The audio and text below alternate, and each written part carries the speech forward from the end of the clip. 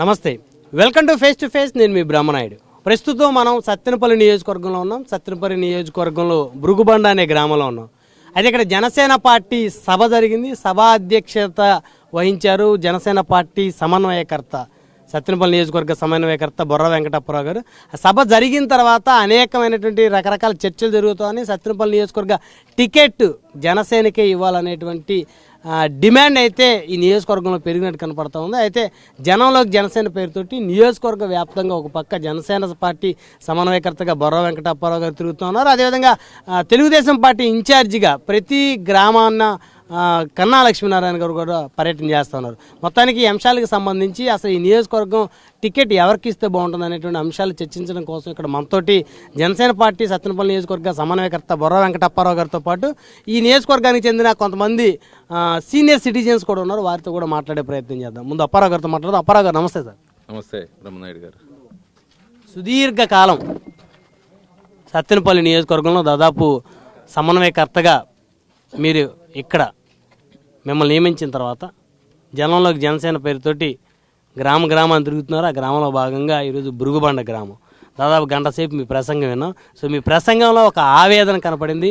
మీ ప్రసంగంలో ఖచ్చితంగా ఈ నియోజకవర్గం నుంచి ఎమ్మెల్యేగా పోటీ చేయాలి అనేటువంటి ఒక ఆలోచన మీకున్నట్టయితే స్పష్టంగా తెలుస్తూ ఉంది, అవునా? అయితే నా ఆలోచన ఈ రోజుదేం కాదు, మీరు కూడా విన్నారు, 1 అవర్ ప్రసంగం విన్నారు. అయితే ఈ గ్రామంలోనే నేను 6th నుంచి 10th క్లాస్ వరకు చదువుకున్నాను. దాంతోపాటు మా పొలాల్లో మా గ్రామానికి అనుసంధానంగా ఉన్న భృగుబండ గ్రామం కాబట్టి ఇలాంటి పెద్దవారు కూడా మా నాన్న స్నేహితులు, మా తాతగారి స్నేహితులు, లేదంటే మా అమ్మమ్మ గారికి సంబంధించిన వ్యవహారం అందరం కూడా దాదాపుగా రక్త సంబంధుల కంటే కూడా గొప్పగా కూడా జీవనం కొనసాగిస్తూ ఉన్నాం. ఆ క్రమంలో ఈరోజు భృగుబండ గ్రామంలో ఇంటింటికి పవన్ ప్రజాబాట కార్యక్రమం చేసాం. అయితే గతంలో కూడా ప్రజారాజ్యంలో పనిచేసినప్పుడు కూడా ఈ గ్రామంలో ప్రజారాజ్యం జెండా దిమ్మ 2008లో వేసాం. అయితే అదే దిమ్మని ఈరోజు జనసేన జెండాగా మార్చి జనసేన జెండా ఎగరేసాం. అదే ఇప్పుడు మీరు చెప్పారు కదా, ఇక్కడ ఒక దిమ్మె చూపిస్తా, ఇది నేను ప్రజారాజ్యంలో వేసిన జెండా, ఇప్పుడు ఆ జెండా జనసేన పార్టీ జెండాగా మార్చాను, ఇది నా జెండా అని. సో మీ జెండా 2009 నుంచి ఇప్పటి వరకు ఉంది. 2008 నుంచి ఈ రోజు దాకా ఉంది. రేపు భవిష్యత్తులో కూడా ఇంకా కూడా వెలుగుతూ ఉంటుంది ఆ జెండా. సో ఈ నియోజకవర్గంలో మొట్టమొదట జెండా పాతింది, మెగా కుటుంబానికి సంబంధించి రాజకీయ జెండా పాతింది మీరు అనుకోవచ్చా? బొర్ర వెంకటప్పారావు అని గర్వంగా చెప్పుకోగలను. తాత నిజమేనా? నిజమే. అబద్ధం చెబుతున్నారు? లేదు, ఆయన బాగుంది. ఎందుకంటే ఇప్పుడు మీరు అందరూ కూడా చిన్నప్పటి నుంచి తెలిసిన వ్యక్తులు ఆయన అప్పారావు గారు చెప్పారు కాబట్టి ఆయన అనుకుంటారని మా కోడకని చెప్తున్నారా? అప్పారావు గారే బాగుంది ఆ జెండా. అవును, నిజమేనా? నిజంగా మొదటి నుంచి కూడా ప్రజారాజ్యం పార్టీ దగ్గర నుంచి కూడా సీరియస్ గా సిన్సియర్ గా కార్యక్రమాలు చేశారా? ఆయన చేసింది మొదటి నుంచి చిరంజీవి గారు అభిమానేనా? లేకపోతే ఎమ్మెల్యే సీట్ కోసం బొర్రాపరావు గారు అబద్ధాలు చెబుతున్నారు? లేదు, అబద్ధం లేదు, ఆయన చెప్పింది కరెక్ట్. అదే అంతే. మీది ఏ ఊరు తాత? మాది ఊరే. ఈ ఊరే. ఎన్నాళ్ళ నుంచి చూస్తున్నారు మీరు అప్పారావు గారిని? మేము చిన్నప్పటి నుంచి చూస్తాను, మా చిన్నపిల్లల కాడ నుంచి చూస్తాను. అవునా? ఎట్లా ఉండేవాడు చిన్నప్పుడు? కుర్రోళ్ళు పిల్లలు కదండి. అవునా? మంచిగానే ఉండేవాడా అప్పారావు గారు? గొడవలకి కాలు దూవాడా? లేదు, ఫస్ట్ నుంచి కూడా మంచి కుటుంబం. అంటే ఇప్పుడు ఇందాక మీటింగ్ ఇంటే నేను ఫైర్ అవుతా ఉన్నాడు అప్పారావు గారు, ముఖ్యమంత్రి జగన్మోహన్ రెడ్డి గారి మీద కాలు దూగుతూ ఉన్నాడు. మరి చిన్నప్పుడు కూడా కాలు దూవాడు? అప్పుడు ఎప్పుడు లేదు, అందరిలో కలిసిపోయాడు. అసలు వాళ్ళు ఇంటనే లేదండి, వాళ్ళు ఇంటనే లేదు అట్లా కాలు దవ్వటం. వాళ్ళయ్యా ఒక ఎద్దు ఒక దొండపోతుని దున్నేవాడు. వాళ్ళ తాత కష్టపడి పైకి వచ్చాడు. కష్టపడి. ఏంది అప్పారావు గారు ఫీడ్బ్యాక్ బాగానే ఉంది మొత్తానికి? నేను స్టేజ్ మీద చెప్పాను కదా సార్, విషయం ఏం చెప్పాను నేను, మా ఫాదర్ ఎలా ఉన్నాడు ఏంటనే విషయాలన్నీ కూడా నేను కూడా వీళ్ళతోని నేను ఒక 25 సంవత్సరాల అనుబంధంతో ఈరోజు ఎక్కువసేపు ఈ గ్రామంలో నేను గడిపాను. అందుకనే నాకున్న చిన్ననాటి జ్ఞాపకాల దగ్గర నుంచి ఈ రోజు వరకు కూడా 2024 వరకు కూడా అన్ని విషయాలు కూడా నేను మాట్లాడాను. ఏ విషయం కూడా నేను వదలలేదు కదా, అన్ని విషయాలు వాళ్ళతో షేర్ చేసుకున్నాను. నేనేంటి ప్రజారాజ్యంలో రావటం ఏంటి, ఆ రోజు ఎమ్మెల్యే కావాలని రావటం ఏంటి, ఈరోజు జనసేన పార్టీలో కూడా ఎమ్మెల్యే గారు రావటం ఏంటి, ఎమ్మెల్యే కావాలనే వచ్చాను. వీళ్ళందరూ కూడా ప్రతి విషయంలో కూడా నాకు సహకరించారు. అలానే వీళ్ళది గతంలో జరిగిన సర్పంచ్ ఎన్నికల్లో కూడా ఈయనే సర్పంచ్ అభ్యర్థిగా పోటీ చేశాడు. ఏ ఇయర్ సార్? తెలుగుదేశం జనసేన ఉమ్మడి అభ్యర్థిగా పోటీ చేశాడు 2022లో. ఓకే. ఆ టైంలో కూడా నేనే తెలుగుదేశం జనసేన అభ్యర్థిగా ఆయన ఉంటే నేనే నిలబడి నేనే ఆయన సహాయ సహకారాలు ఆర్థికంగా అన్ని అందించి నేను చేశాం. అయితే అప్పుడున్న వైఎస్ఆర్ పార్టీ దౌర్జన్యాలు, వైఎస్ఆర్ పార్టీ ఆ రోజు చేసిన దురాక్రమణలకి వెనకబడిపోయారు. కానీ వీడు గెలిచినట్టే పోరాడారు వాళ్ళు. తర్వాత ఎంపీటీసీ అభ్యర్థిగా జనసేన తెలుగుదేశం అభ్యర్థిగా ఆయన కూడా పోటీ చేశాడు, గెలిచాడు. అయినా సరే అంబటి రాంబాబు ఫిరాయించి దౌర్జన్యం చేసి ఓడిపోయారని చెప్పారు తప్పితే 100% ఆయన కూడా గెలిచాడు. సో అంటే మీరు 2014 నుంచి 19 వరకు కూడా టీడీపీ జనసేనకు సంబంధించిన కార్యక్రమాల్లో యాక్టివ్గా ఉన్నారు. ఇక్కడ జనసేన అభ్యర్థులు పోటీ చేస్తే వారి గెలుపు కోసం ప్రయత్నాలు చేశారు. 100% వీళ్ళతోనే ఉన్నాను, వీళ్ళ వ్యవహారాలు ఉన్నాను. ఆ రోజు ఈయన అభ్యర్థిగా నిలబడ్డప్పుడు అమౌంట్ తీసుకొని వస్తే కూడా పోలీస్ డిపార్ట్మెంట్ని పంపించి మమ్మల్ని ఇబ్బంది పెట్టాడు అంబటి రాంబాబు. ఒక్క ఊరే కాదు, అన్ని మండలం మొత్తం తిరిగి ఒక్క ఊరే కాదు, ప్రతి ఊరు ప్రతి గ్రామం ప్రతి చేసాము. ఇది పర్టికులర్గా ఈరోజు ఇక్కడ కూర్చున్నాం కాబట్టి మా వాళ్ళందరూ ఉన్నారు కాబట్టి ఈయన సర్పంచ్ అభ్యర్థిగా, ఈయన ఎంపీటీసీ అభ్యర్థిగా వీళ్ళిద్దరు గెలుపు కోసం అయితే 100% మేము పనిచేసాం. ఆ రోజు జరిగిన రాష్ట్ర వ్యాప్తంగా జరిగిన జగన్మోహన్ రెడ్డి దుశ్చర్యలకి, దుర్మార్గాలకి వీళ్ళు కూడా వెనకబడిపోయారు. గెలిచారు వీళ్ళు 100%. అంత టైట్లో కూడా, అంత ఇబ్బందికరమైన పరిస్థితుల్లో కూడా వీళ్ళు పోటీ చేయడం అంటేనే ఫస్ట్ గెలిచారు. సో మీకు సత్తెనపల్లి నియోజకవర్గంలో ప్రతి గ్రామం తెలుసు, నియోజకవర్గ సరిహద్దులన్నీ తెలుసు. 76 గ్రామాలు అన్నీ తెలుసు. 76 గ్రామాల్లో అన్ని గ్రామాలు తెలుసు. అన్ని గ్రామాలలో కూడా నాకు మంచి సత్సంబంధాలు ఉన్నాయి. మీరు ఎమ్మెల్యేగా పోటీ చేస్తే అన్ని గ్రామాల నుంచి మీకు మద్దతు లభించిందా? 100% లభిస్తుంది. వేరే వాళ్ళకంటే కూడా ఇంకొకటి, ఇప్పుడున్న అభ్యర్థులు అందరూ కూడా, ఒక ఆయన రేపల్లి నుంచి, ఒక ఆయన గుంటూరు నుంచి, ఇంకొక ఆయన వస్తాదంట అనిల్ నెల్లూరు నుంచి దిగాడు ఇక్కడ. ఆయన వీళ్ళందరికంటే కూడా నేను స్థానికుడిని, ఇక్కడే పుట్టాను, ఇక్కడే చదువుకున్నాను, ఈ ప్రజల మధ్య కలిసి బ్రతికాను. రేపు హైదరాబాద్లో కాదు ఎక్కడ చచ్చిపోయినా సరే మరి ధూళిపాలకి వచ్చి రావాలి. ఇక్కడే పుట్టాం, ఇక్కడే పోతాం కదా. అయితే మా దగ్గర ఏమైందంటే పరాయి పాలకులు, ఇందాక ఒక బాబు స్టేజ్ మీద కూడా చెప్పాడు బ్రిటిష్ వాళ్ళ గురించి. ఆ రోజు బ్రిటిష్ పాలకులకు ఎవరైతే తొత్తులుగా వ్యవహరించారో ఈ రోజు కూడా మంగళగిరి, మన రేపల్లి నుంచి వచ్చిన వాళ్ళకి, గుంటూరు నుంచి వచ్చిన వాళ్ళకి, ఇప్పుడు నెల్లూరు నుంచి వచ్చే వాళ్ళు కూడా స్వాగతం పలుకుతున్నారు, పెద్ద పెద్ద బ్యానర్లు కలుగుతున్నారు. వీళ్ళకంటే వస్తాదులు ఇక్కడ మన సత్తెనపల్లి నియోజకవర్గంలో లేరనే చెప్తున్నారు. అందరు అన్ని పార్టీలలో కూడా. ఇక్కడ స్థానికంగా ఉన్న వాళ్ళని ఎందుకు డెవలప్ చేయట్లేదు, స్థానిక నాయకత్వాన్ని ఎందుకు డెవలప్ చేయట్లేదు నాకు అర్థం కావట్లేదు.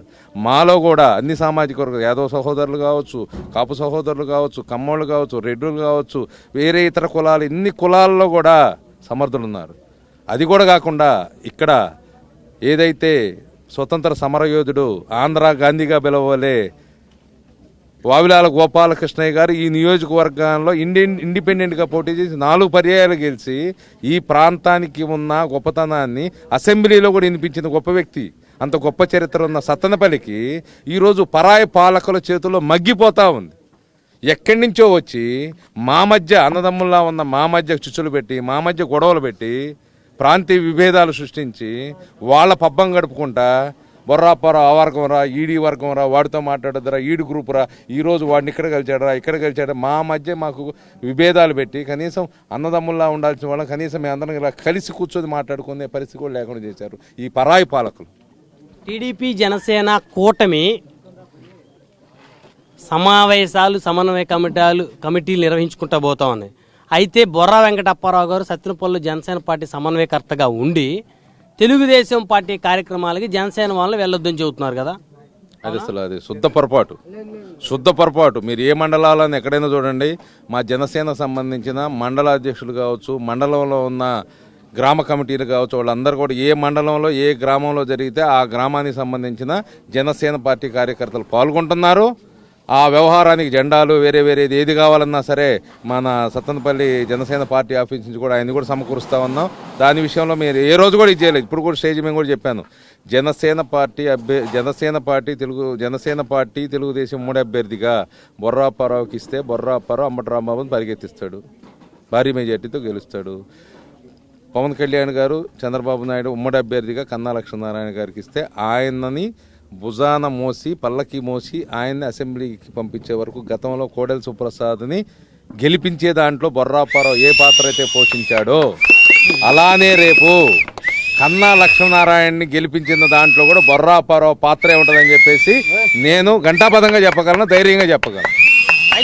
అయితే ఇక్కడ అప్పారావు గారు, తెలుగుదేశం పార్టీ ఇన్ఛార్జిగా ఉన్న కన్నా లక్ష్మీనారాయణ గారికి సత్తెనపల్లి సీటు ఆల్రెడీ ఖరారు అయిపోయిందని తెలుగుదేశం నేతలు ప్రచారం చేసుకుంటున్నారు.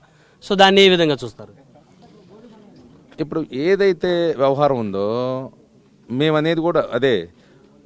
ఉమ్మడి అభ్యర్థులుగా ఈరోజు కూడా ఎవరో తెలుగుదేశం రాష్ట్ర అధ్యక్షుడు అచ్చెన్నాయుడు గారు, జనసేన పార్టీ పిఏసిసి చైర్మన్ గారు ఈరోజు కూడా ఒక మీటింగ్ జరిగింది, తాడేపల్లిగూడెంలో జరిగిన మీటింగ్కి సంబంధించి అని. దాంట్లో కూడా చెప్పారు తెలుగుదేశం పార్టీ అధ్యక్షులు వారు నారా చంద్రబాబు నాయుడు గారు, జనసేన పార్టీ అధ్యక్షులు కొణిదెల పవన్ కళ్యాణ్ గారు కూర్చొని ఉమ్మడి అభ్యర్థులు ప్రకటిస్తారు అని చెప్పారు. ఉమ్మడి అభ్యర్థులను ప్రకటించిన రోజు ఈ కార్యక్రమాలన్నీ జరుగుతాయి. ఉమ్మడి అభ్యర్థిని ప్రకటించే వరకు మా కార్యక్రమాలు మేము చేసుకోకుండా, మా జనసేనను మేము బలం చేసుకోకుండా, మా కార్యకర్తలను కూడా ఈ ఏదైతే పవన్ కళ్యాణ్ గారి ఆశయాలు ఏదైతే ఉన్నాయో ఈ రాష్ట్రం బాగుండాలి, ఈ రాష్ట్ర ప్రజలు బాగుండాలి అని ఆయన ఉద్దేశం ఏదైతే తెలియజేశాడో ఆ ఉద్దేశాన్ని గ్రామాల్లో ఉన్న జనసేన నాయకులకి, కార్యకర్తలకి, మహిళామణులకి వీళ్ళందరూ కూడా వివరంగా స్టేజ్ మేము చెప్పా కదా ఏ కారణం చేత చంద్రబాబు నాయుడు గారికి పవన్ కళ్యాణ్ గారు మద్దతు ఇవ్వాల్సి వచ్చింది అనేది ప్రతి గ్రామంలో తిరుగుతూ ప్రతిదీ వివరంగా తెలియజేస్తూ ఈ కారణంగా పవన్ కళ్యాణ్ గారు చంద్రబాబు నాయుడు గారికి తెలుగుదేశం పార్టీకి మద్దతు ఇచ్చారు కాబట్టి మనం అందరం జనసేన పార్టీకే సీట్ ఇస్తేనే కాదు, తెలుగుదేశం పార్టీకి పొత్తులో భాగంగా ఇస్తే కూడా మనం అందరం స్వచ్ఛందంగా ఓట్లేసి ఆ అభ్యర్థిని ఉమ్మడి అభ్యర్థిని గెలిపించాలి అనేది కూడా మేము గ్రామం తిరిగి ప్రతి చోట కూడా నా వీడియోలు కావచ్చు నా దగ్గర మీరు చెక్ చేసుకోవచ్చు, ప్రతి చోట కూడా నేను ఇదే నినాదం చెప్తున్నా, ఉమ్మడి అభ్యర్థిని భారీ మెజార్టీతో గెలిపించాలి, సైకో ముఖ్యమంత్రిని ఇంటికి పంపించాలి, ఈ రేపల్లి రాంబాబుని రేపల్లి పంపించాలి, ఇదే కాన్సెప్ట్. అయితే అప్పారావు గారు మీరు ఇందా మాట్లాడతా అన్ని విధాలుగా బొర్రాప్పారావు రెడీగా ఉన్నాడు, నా దగ్గర కూడా ఎలక్షన్ చేయగల సత్తా ఉంది, నా దగ్గర కూడా డబ్బులు ఉన్నాయి అన్నారు. ఎంత ఉన్నాయి డబ్బులు మీ దగ్గర?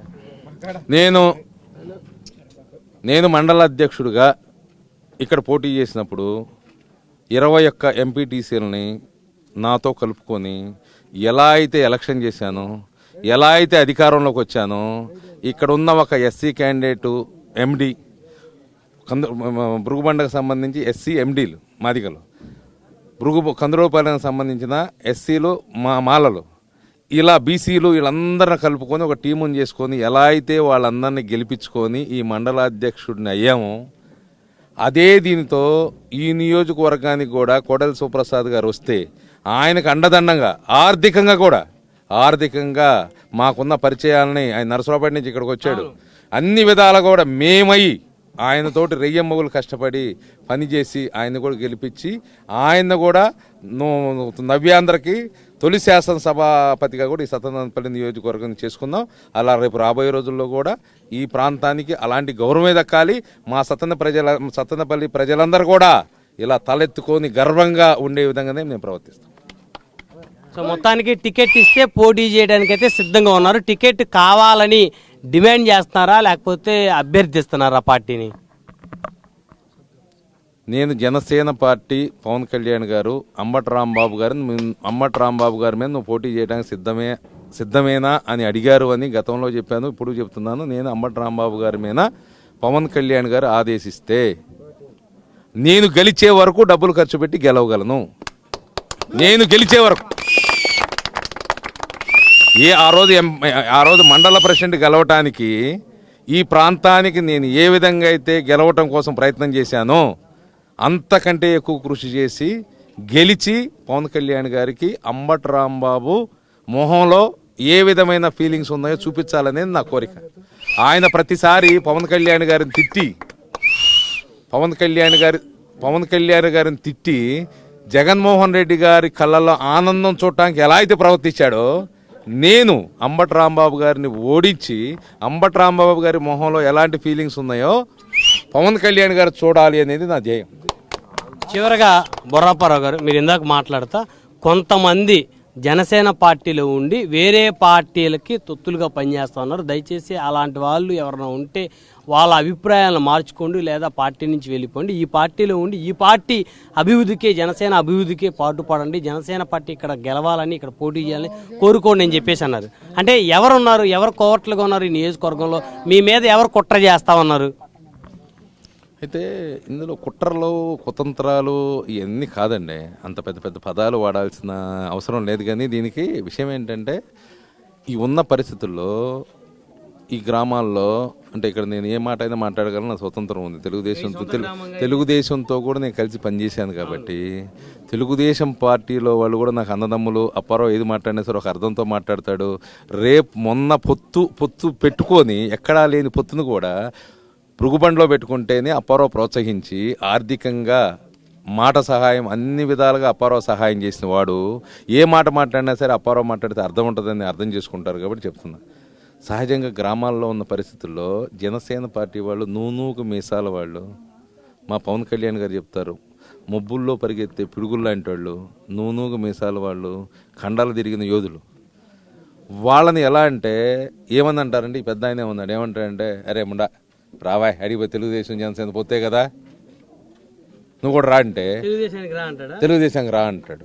లేదా ఇంకొకటి ఉన్నాడు ఇంకొక విధంగా.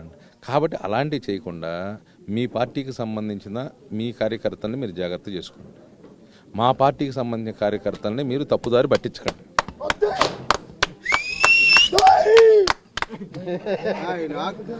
మా పార్టీకి సంబంధించిన కార్యకర్తలను దయచేసి తప్పుదారి పట్టించకండి. ఒకవేళ ఏదన్నా సరే కన్నా లక్ష్మీనారాయణ గారికి నేను సవివరంగా నేను తెలియజేస్తా ఉన్నాను. జనసేన పార్టీ నాయకత్వంలో పనిచేస్తుంది. తెలుగుదేశం పార్టీ కార్యకర్తలు తెలుగుదేశం పార్టీ దాంట్లో పనిచేస్తారు. జనసేన పార్టీని ఎదగనివ్వండి. మేము భవిష్యత్తు ఉన్నవాళ్ళమే. ఈ రోజు కాకపోయినా సరే మా దగ్గర ఉన్న యువకులు, మా దగ్గర ఉన్న వ్యవస్థ రేపు భవిష్యత్తులో పవన్ కళ్యాణ్ కావాలి, పవన్ కళ్యాణ్ ముఖ్యమంత్రి కావాలని పనిచేసే యంగ్స్టార్స్ వీళ్ళందరూ ఉన్నారు. కాబట్టి తప్పుదారి పట్టించొద్దు. మీ పార్టీలో ఉన్న వాళ్ళని మీరు చక్కదిద్దుకోండి. మా ఇంటిని మేము సరి చేసుకోగలం.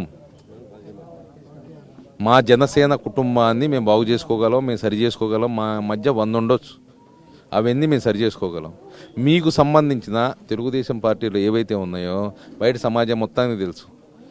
ఎంతమంది నికార్స్గా పనిచేస్తున్నారు, ఎంతమంది హాయ్ హోయ్ అనుకుంటా కలిసి వెళ్తా ఉన్నారు. వీళ్ళందరిని కూర్చోబెట్టుకొని మీరు మీ సమస్యలు మీరు పరిష్కరించుకోండి. ఫస్ట్ మా సమస్యలు ఏదన్నా ఉంటే ఈ నియోజకవర్గానికి సమన్వయకర్తగా పవన్ కళ్యాణ్ గారు అపాయింట్మెంట్ చేశాడు.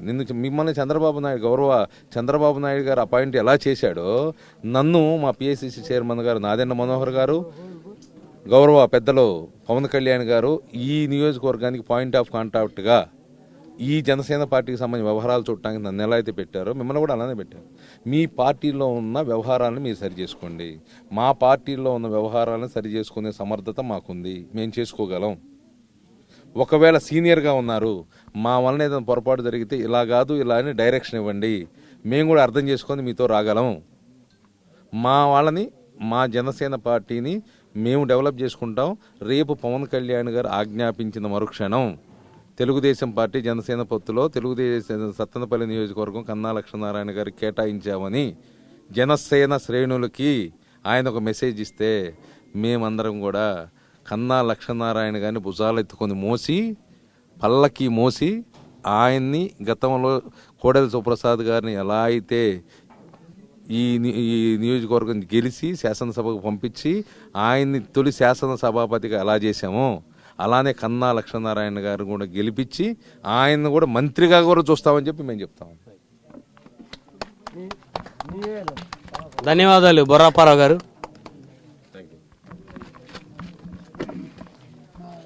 మరిది చూశారు కదా, సత్తెనపల్లి నియోజకవర్గంలో టికెట్ తనకిస్తే గెలిచే వరకు పోరాడతానని అంబటి రాంబాబుని ఇక్కడ ఓడించి తిరిగి రేపెల్ల పంపించడం కోసం సిద్ధంగా ఉన్నానంటున్నారు సత్తెనపల్లి నియోజకవర్గ జనసేన పార్టీ సమన్వయకర్త బొర్రా వెంకటప్పారావు గారు. మరొక వారం మరొక అతిథితో మళ్ళీ కలుద్దాం.